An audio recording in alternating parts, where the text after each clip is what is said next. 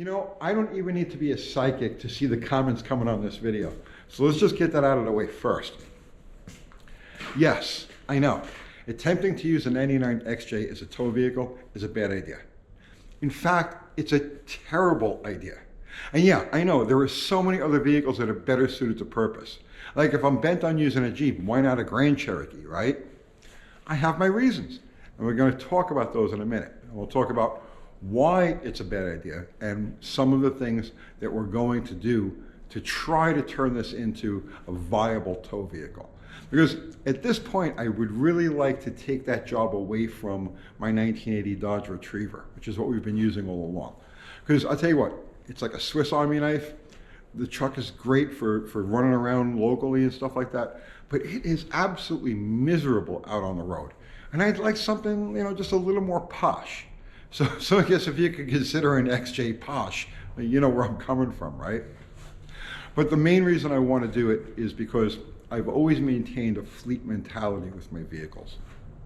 With the Mopars, motorcycles, and now with these Jeeps.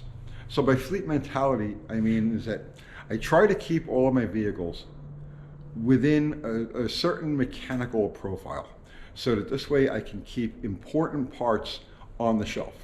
As all my Mopars, I all use like the same starter, I use the same alternator, they all use, you know, very similar parts, and I could just keep them on the shelf. There's no hunting for them, there's no running to the parts store, there's no ordering and waiting. When I need something important, I have it. So it's now the same thing with these XJs. I started driving my 98, the red 98, as a daily driver almost 3 years ago now. And once I realized that, yeah, okay, I like these things, I went and I bought a second 98, basically mechanically identical to the first one, as a backup vehicle. So now we're going to attempt to turn one into a tow vehicle, and it'll have the same mechanical profile. So when if I need an ECM, an injector, a headlight switch, whatever it happens to be, don't have to go hunting for it, I've got it on the shelf, or in a pinch I can rob it off of one of the other vehicles.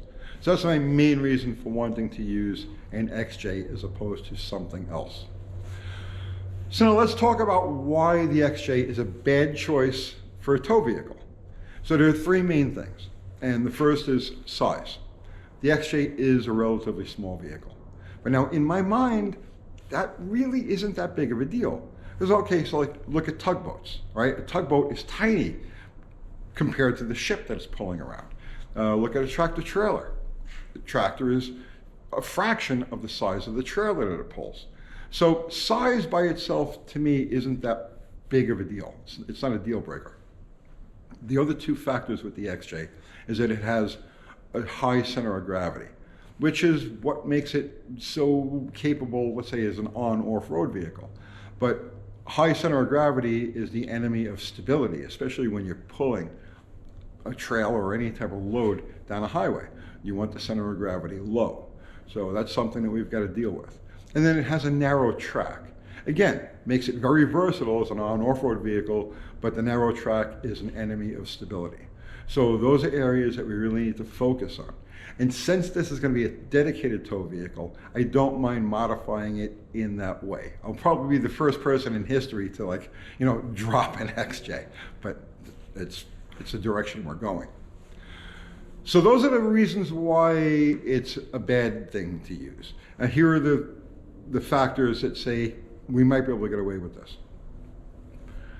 The XJ with the 4-liter and an automatic transmission is rated to tow 5,000 pounds with a 500-pound tongue weight. All right, so my trailer weighs 1,700 pounds. And the heaviest of the cars that we plan on putting on that trailer is Slaghammer, and Slaghammer is 3,200 pounds minus me. So that's 4,900 pounds total. Throw another 100 pounds of miscellaneous stuff on there, and we're right at the 5,000 pound limit. The factory recommended 5,000 pound limit, which is generally going to be a conservative number. Now, as far as tongue weight goes, they call for a maximum of 500 pounds. And I think a big part of that goes even beyond suspension, but has to do with the 8 1/4 rear axle that they use in these things. Because the 8 1/4, it's a good tough rear. It'll hold up, but it doesn't like a lot of weight, especially at high speeds. The axle bearings tend to burn up on them. So I think that's why we've got to stay really conservative on the tongue weight, and why I'm not keen on right away using a low distributing hitch. I want to not just keep the truck relatively level, but not put too much of a load on these axle bearings. And no, I don't want to change the axle to something else. I want to try to work with this. So those are the reasons why I think we can get away with this. Now the truck itself, we've already done a couple of videos on this thing. We picked it up off of Facebook Marketplace last fall. We paid $750 for it. They said it had a bad motor. So we brought it back, tried to get it running to see what was up with it. And as it turns out, the base of the distributor broke and it rode up, causing this thing to misfire and just run like hell. They said that it needed a motor. So popped another distributor in it, got it running, and as it turns out, we have no action. We have the cylinders number 3 and number 4 are just basically dead. So it's running on 4 cylinders. The other 4, they're healthy. Now I've driven it, and you can drive it on 4 cylinders. It doesn't drive very well, but it drives. The transmission is great. The suspension is great. The brakes are great. Everything works, everything functions. The power seats work. The air conditioning works. Everything, the cruise control works. Everything functions as it should. So as it stands right now, we've got basically a complete functional vehicle that is running on 4 cylinders. Now, the motor is what we're going to get to next, and there's a couple different angles to that. Though I don't want to talk about that in this video. I just want to talk about where we're at and give you an idea where we're going with this. So this Jeep came with a factory tow package. So it's got the hitch, and it has a 7-pin connector. It doesn't have trailer brakes. We will be adding trailer brakes, and in fact I want to do a whole video on that because it's something I never see anybody talk about. But we'll be wiring trailer brakes into this. But it's already set up from the factory to tow with. So we've got adequate everything back here. When we picked this thing up, it had those tall Ghetto Fabulous rims on it, and it has a 2-inch lift kit. So first thing we did was get those rims off of there. We put a set of 15x7s. These are the same Wrangler rims that I've got on my red XJ, but I think we're going to need something with more offset. Now I'm not going to just make wholesale changes ahead of time. What I want to do is get it running, get it basically functional, and then use it a little bit and see where we need to work. So I think we're going to have to go with a deeper offset rim, basically just to widen the track 2, 3, 4 inches.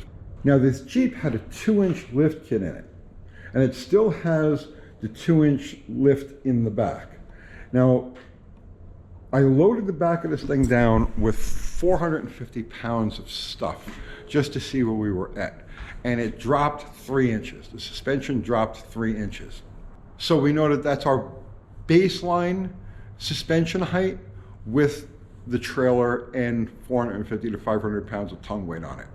So what I did here was I took the lift spacers, these right here, out of the front. So that's a 2-inch lift. And these things fit right between the top of the spring and the body of the truck. So I took these out.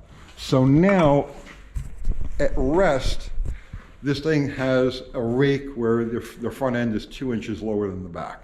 But I don't care what it is at rest, I only care what it is loaded with the trailer on it. So in theory, it should sit level or level enough to maintain its stock ride height. If I have to lower it some more, I will. But I don't want to do that. I don't want to get into that because now you're talking about some major reconfiguring of things to lower it. But if I have to, I will. First, I want to take it out and use it like this and see how it feels. Now, when I had this thing apart, I says, you know what? I'm going to have to rebuild basically the front end of this truck because it's got 264,000 miles on it. So I'm expecting everything to be worn. I'm expecting everything to be sloppy, right? But it's not. Everything in the front of this truck is like new. Like there's no slop, there's no play anywhere. Some of the rubber bushings, like these sway bar bushings, they're a little dry rotted and whatnot. the shock bushings, that sort of stuff. But even the shocks have life to them, right? Everything is in really good shape up here. These XJs were built solid. They were, there's a reason why these things are as legendary as they are, as far as like, being able to go out there and just do anything. They're built tough. They're built out of really good components. And the more I get to know these things, the more I really start to appreciate them. The front end of this thing is good. The only thing I'm going to do here now is, like I said, I'm going to just change a couple of bushings and throw a fresh set of brakes on it. I'll probably throw a set of rotors on it also and just put these on the shelf as spares. But that's it. Just the way she was born. She seems completely functional and up to the task. So that's where we're at right now.